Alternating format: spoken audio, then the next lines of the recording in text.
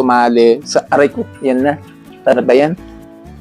Etong pusang ito ay magulo at gusto lagi nakaano sa akin to, nakakalong. Ayan, sinisipon kasi siya. Ano to mga to? Ang mga pusang to mga aspin. Ang tawag ba natin doon? Pusakal? Pushpin. Yan. Mga inampun namin ito. Ayan. Yung sipon mo. Nilalagay mo sa tenga ko. Ayan.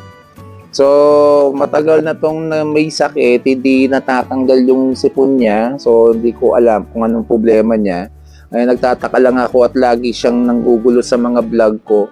Minsan kung mapapansin yun, may mga part na na-edit ko kasi minsan tumatalon siya or sumasali siya sa video. Eto, hindi ko na naman siya mapigil. Kanina ko pa siya pinapaalis at napupunta dun sa